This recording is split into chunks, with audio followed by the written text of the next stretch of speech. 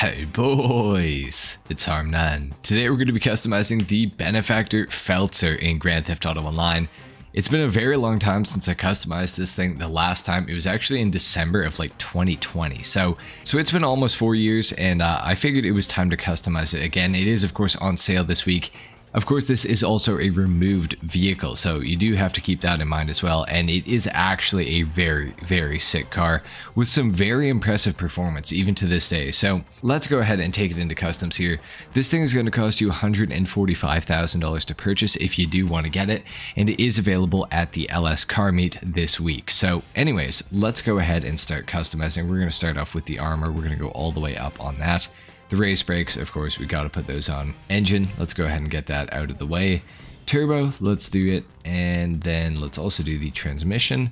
Suspension, I think that I probably do want to lower this car as much as I possibly can, so I will drop the suspension as well. Now we got to go back up to the bumpers. This thing does have front and rear bumper options. It doesn't have many. Clearly it's just got the stock or the splitter with the canards. If you want canards, you pretty much have to go for like kind of a race build with this thing. That's really the only customization that it has. It does look pretty good stock, I will say, like with no customization. For today's build though, I'm going to kit this thing out. So let's go ahead and just add everything onto the vehicle. We get the carbon rear diffuser here on the rear bumper. Not bad looking. For the fenders, we can also add vented wings to this as well, which is really, really cool. So, you know, this car's got some customization that you wouldn't really expect it to have, especially if you just see it driving around on the streets of Los Santos, like you do occasionally. So, you know, it's pretty cool.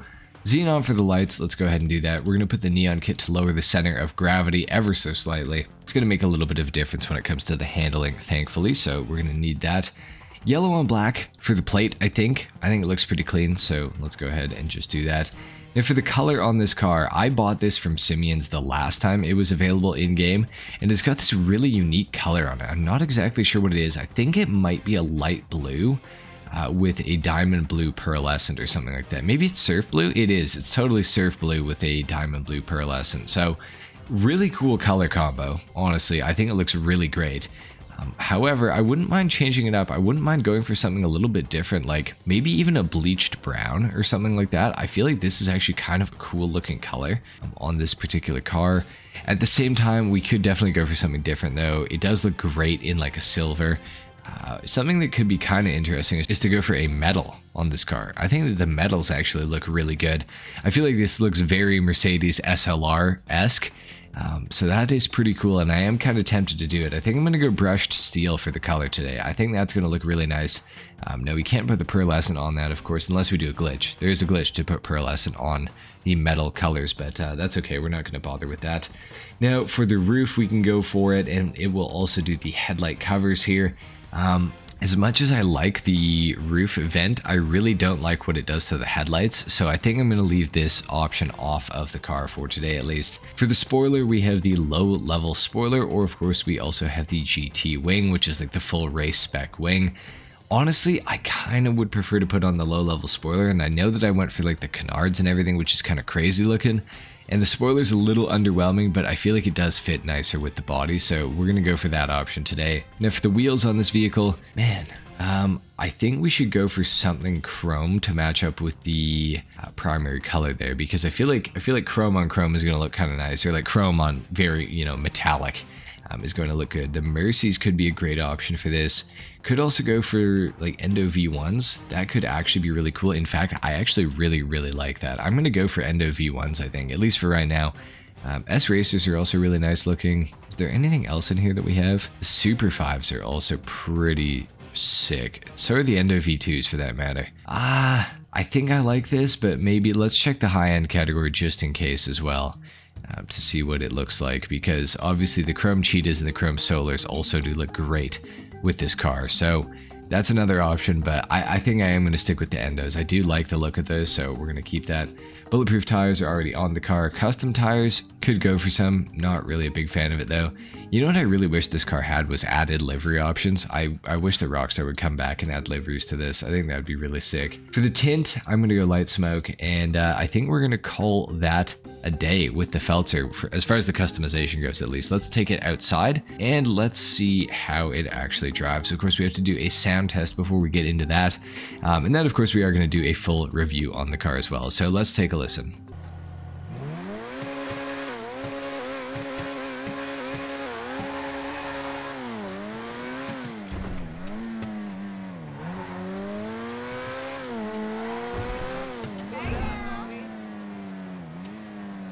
Doesn't sound too bad, honestly. I think the Feltzer is actually a decent sounding car. It is an old sound effect. It is a sound that it shares with many other vehicles in the game, so it's nothing too crazy, nothing too unique. I do think that it sounds good though, generally, so that is good. Now the Feltzer is a really cool car, guys. It is actually really awesome, and shockingly, this thing is actually still to this day one of the best sports class vehicles in the entire game when it comes to racing, and a large part of that is due to the absolutely insanely impressive handling of the Feltzer. This thing can go around corners faster than a lot of other sports cars in GTA. In fact, it can go around corners faster than like 95% of the other cars in GTA that are in the sports category, which is crazy to think about. It is very planted, and it is actually a great handling car. You can go through these corners super fast.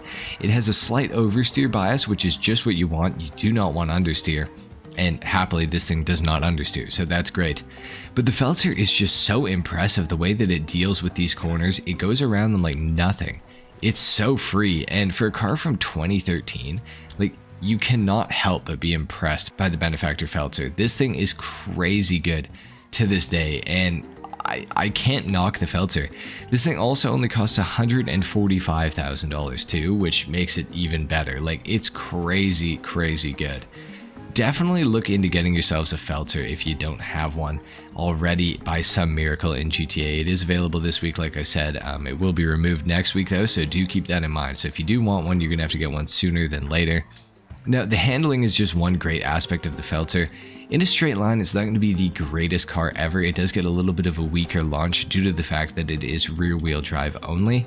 So you are going to get some wheel spin off the line, but it's not really the end of the world because the Feltzer still just is a great car, and it makes up for it in other areas. Like, it doesn't have the highest top speed either. It will get walked, to be honest, in a drag race by a lot of other OG cars. I know for a fact that it's faster in a straight line than the Fister Comet, the OG one from 2013. However, the 9F Cabrio, at least, does beat it in a drag race, and so does the Carbonizaire. So it isn't the fastest in a straight line, but that's not really what this car was intended to do anyways. It was made to go around corners, and go around corners very quickly at that.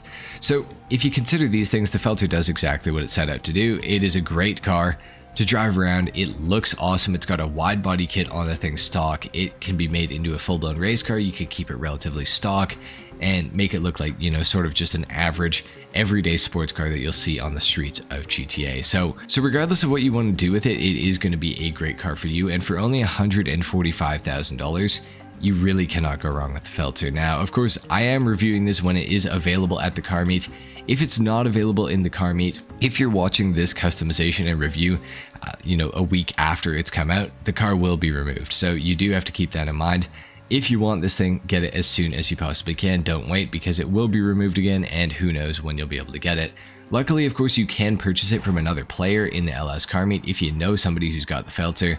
So do keep that in mind as well. Anyway, guys, that's pretty much all I have to say about the Benefactor Feltzer. That's been it for the customization and review. If you enjoyed the video, if you learned something, a like is of course appreciated. If not, dislike. Subscribe to my channel if you guys are new, and I will see you all in the next video. Till then, take care.